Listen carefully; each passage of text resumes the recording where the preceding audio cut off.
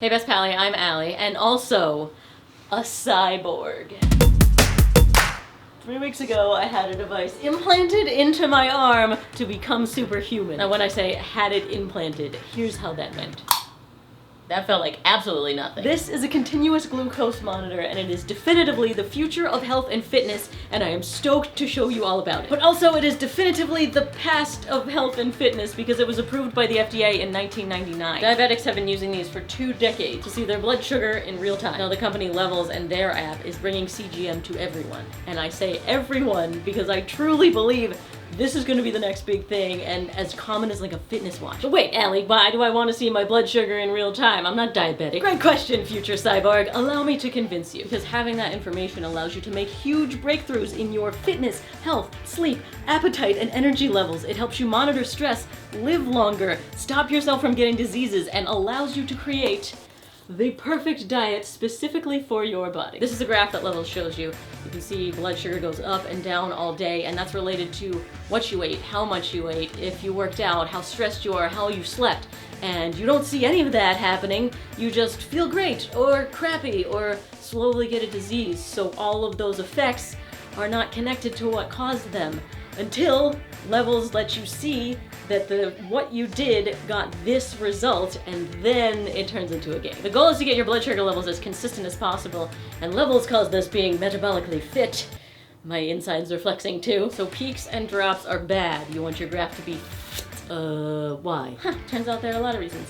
It means that you'll have steady energy throughout the day, better memory, workout endurance, you'll train your body to burn fat, it keeps your mood stable, it decreases anxiety and depression, gives you clear skin, reduced wrinkles, improved fertility, improved sexual health, better cholesterol, a high-functioning immune system, and a lower risk of chronic diseases. Chronic diseases?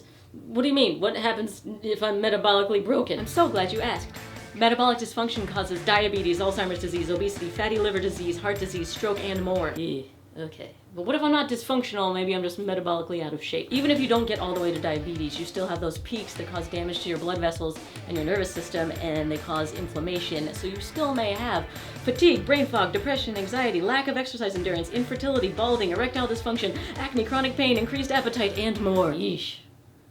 Okay, so doing well in this blood sugar game has huge rewards, but until now we had no way of knowing what our score was or how to get better. Like, how am I supposed to win if I don't know the rules? I'm figuring out the rules for me, and there is so much to cover that this is gonna be a CGM series. I'm gonna test out blood sugar hacks, what happens when I'm stressed out. I really hope that I can get on a roller coaster with one of these things, or what a cheat day does to me, or workouts, or obviously I'm gonna get drunk with this on. Why haven't you subscribed yet? This series is gonna be awesome, and I'm not just saying that. I truly believe in this, and I want to spread the word about it. Like, don't you want to hear about the future of fitness before everyone else, and also laugh about it? It's still gonna be me. The episode after this one, I focus on food. Now, the entire world is just guessing what they should be eating, and I no longer have to guess. Let me give you an example.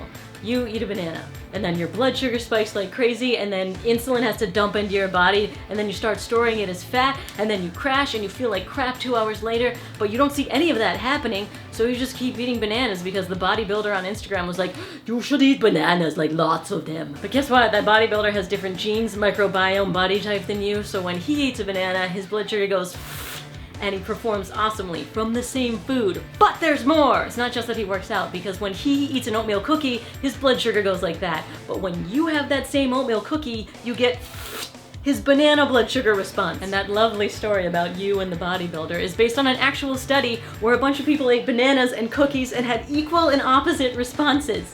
And also, I don't have either of those in my house. It's not like you need an illustration. Anyway, guess what, bodybuilder on Instagram? Oh no, my goal to make a universal perfect diet is a futile objective. There's a reason that there's no one diet book that's right and that everyone uses, because that book can't exist, but you can write the book for yourself specifically, and this helps a whole lot. I used my CGM to test out a bunch of foods in isolation, and the results I got were shocking. I'm not even kidding. Next week's video title is Everything I Was Told to Eat is Wrong. So stay tuned for that. But wait, now I'm scared what I'm gonna see from Levels. Yeah, I can relate. 88% of Americans have at least one biomarker for metabolic dysfunction, myself included. You see my high cholesterol video? Let's cut back to right when I put this on. I am scared of this device because I'm worried what it's gonna tell me and what lifestyle changes I need to make, but also I'm very glad that I have it. And now this is the part that makes me nervous, because I've been going through life feeling metabolically superhuman, but now I'm gonna get a number that tells me the truth. And jump back to today, after having worn it for 3 weeks, I'm no longer scared, because even when something is horribly out of whack, you have that instant feedback loop to figure out just how to fix it. And I feel very lucky that I'm one of the first people to be trying this out, and I'm so excited to show you my journey. Today I want to show you some things I discovered just getting started with CGM. First, I enthusiastically filmed my first meal, my first whole day, and all of my results right after putting on the monitor. My results were that I have a dumpster fire for a metabolism, and I had an exceptional freakout. It turns out there's a calibration period, and you have to wait through that and not crap your pants. I make mistakes, so you don't have to. And then I discovered that my metabolism is not a dumpster fire. It's more like the trash bin next to your toilet on fire. You know, like a smaller mess, and also there's water right there, you just put it out. Levels helps me make sense of this because look, they give you a metabolic score. Mine's 62, that's a D, room for improvement. The average score of people using Levels is between 70% and 80%, but obviously I want an A. Now here's something I discovered specifically weird about me. My sleep sucks. It's not supposed to look like that. Usually when people sleep, it drops low and gets more steady, and mine's like eee, and it's probably related to cortisol and stress, and why I grind my teeth at night. Yes, I wear one of these. Which makes me realize that this is not fixing a problem. This is just a band-aid, and that's the actual problem, and now that I can see it, I can fix it, and not have to wear the band-aid, and also it doesn't actually give me a lisp. This day also illustrates something interesting that I discovered. Check out the end of the day. I ate a bunch of stuff and stayed pretty level. Ha! But check this day out. I ate the exact same stuff in the same amounts, but everything went bonkers. And it's because the first day I showed you, I ate a bunch of fat before it.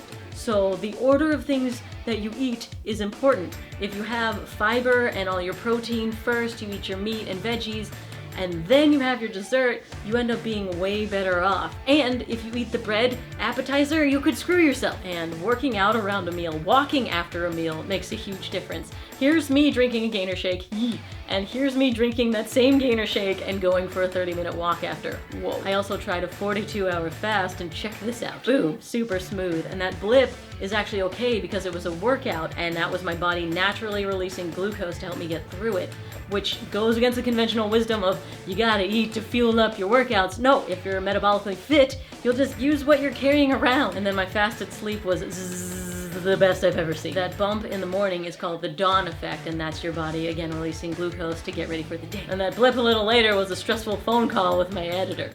Hi, Carl. I also ate a bunch and drank 4 beers and got those results, but there's a lot going on with your liver and glucose and alcohol, so I feel like this should be its own episode where I talk about my fit face diet and drinking and see what it does on CGM, so let me know in the comments if you want that. And since you've made it this far in the video, you've passed the test that you're a pally that I can get nerdy with. We're gonna talk some math. I mean, there's gonna be some numbers. Let's look at my today. Yes, I'm getting better at this. That's 92, A minus. The lines on the bottom and top indicate 72 and 110, and that's the goal range to keep your blood sugar in. If you're an optimal person, a superhuman, outrageous one like us. But the accepted guidelines for being healthy or normal, aka just not having diabetes, is that you can go up to 120 or even up to 140 for like 10% of your day. So a meal can make your glucose go up by 53 perhaps, and you'd still be normal, but you're not performing at your best, and you'd be better off doing something that keeps you under 30. We are better than normal. And when you're fasting, the normal number to be non-diabetic is 100 or under, but we can do better than normal, and actually, I'm fasting right now. Ah, that sound is so satisfying. Levels suggest that when you're fasted, you should be between 72 and 85. And now I've clearly convinced you that caring about your blood sugar is cool. Yep, it's true, I changed my title. Hey, wait a minute, I'm still scared though. Oh, it's because I'm worried about the implanting part. Okay, yes, there's a needle involved, but as soon as these are widely available, let me be the first person to show you how to put one on, because I filmed this as a part of my journey. My sensor just hit its 14-day expiration, and I am willing to interrupt a workout because I now feel I cannot live without Levels. Seriously, now that I have all of this hidden information, I don't know how anyone else could go through life without it. That is a glowing review of this product and or service. Also, this is taking too long. Let's get it off! Removing my active fitness cover. And how are we doing? Perfectly fine. Did you think there'd be blood? There's not. I'm gonna switch sides this time. I should shower, but there's no time for that. I'm just gonna wash my arm. And now for anyone who's putting a sensor in for the first time, this will be the speediest tutorial you find on the internet, so you can get this done and start monitoring now! Alcohol wipe. Sensor. Sensor applicator. Cover. Make sure the area is clean and free of oils and lotions. Wipe with alcohol. Open sensor. Open sensor applicator. It will click. Line up gray line on sensor with gray line on sensor applicator. Push down onto a hard surface. Pull out applicator with sensor. Press down firmly. Realize that it wasn't painful or scary, and pull off the applicator. Immediately scan for the first time so you can start your new sensor. Now desperately wait until it calibrates. While that happens, you can casually put on the patch. Remove the sticky stuff. Try not to touch the sticky stuff. I'm telling you how to use the sticker. Center it on your sensor. You should adhere it to the center first, and then work outward towards your skin, like so. Obviously logo upward because you're obsessed with the brand and want to become basically a human NASCAR for them. Congratulations, you are now a cyborg. Enjoy becoming superhuman. I made it a point to mention that you shouldn't go into the muscle, which I think was a problem for me. I was like a little sore, and I knew that it was a little too visible out front, so I'm trying to go back further this time and it was way better. Please learn from me. I do it stupid, so you don't have to. But I really did like having it out front more. I'm not kidding. It's the coolest conversation starter. People were like, what is that? And I'm like, oh my god!